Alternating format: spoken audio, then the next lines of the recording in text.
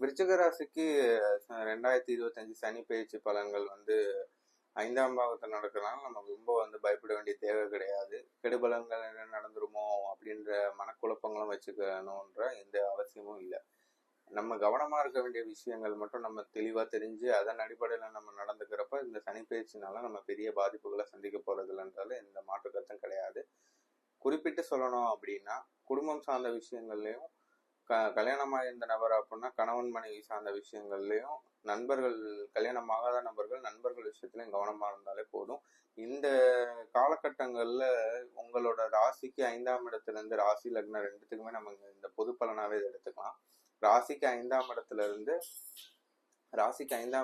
அவர் 2ஆம் இடம் 7ஆம் இடம் அப்புறம் 11ஆம் இடத்தோட தொடர்பு கொள்வாரு. இவரை தொழில்காரகனாகி இந்த பாவங்களை தொடர்பு கொள்றது மூலமா ஏதாவது ஒரு நம்மளோட பொருளாதாரத்தை வீட்டில் இருக்கிற ஏதோ ஒரு சோர்ஸை வச்சு நம்ம ஒரு புதுசாக ஒரு தொழில் ஆரம்பிச்சு அதில் நம்ம ஒரு ஸ்டெப் எடுத்து வைக்கலாம் அப்படின்ற மாதிரியான எண்ணங்கள்லாம் இவர் தரதுல ஒரு வாய்ப்புகள் அதிகமாக இருக்கும்.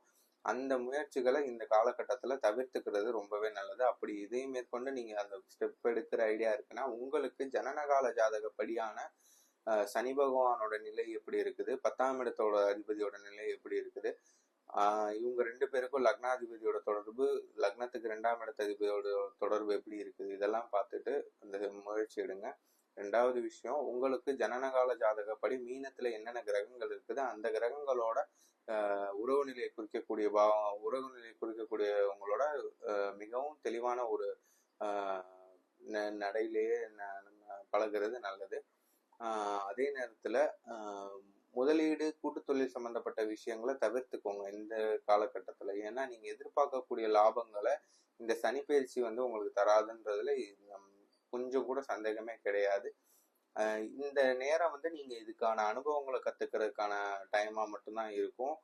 நீங்க எவ்வளவு இன்வெஸ்ட் பண்ணாலும் எந்த மாதிரியான முயற்சி எடுத்தாலும் அது ஒரு அடுத்த கட்ட நகர்வுக்கு நகராத ஒரு உணர்வு மட்டும்தான் உங்களுக்கு இருக்கும்.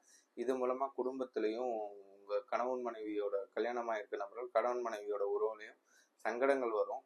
நண்பர்கள் கல்யாணமாக நண்பர்கள்ட்ட கூட்டு தொழில் மூலமான சங்கடங்கள்லாம் இது மூலமா வரும். முயற்சி அப்படின்றது எப்பயுமே தெளிவான ஒரு திட்டம் இருந்து அது மூலமா ஒரு முயற்சி இருக்கணும். அதுக்கு நம்மளுக்கு ஒரு ஆலோசனை தேவை. அந்த ஆலோசனையை உங்களுக்கு தெரிஞ்ச ஒரு ஆகச்சிறந்த நல்ல நபர்கிட்ட கேட்டு பெற்றுக்கோங்க. நன்றி, வணக்கம்.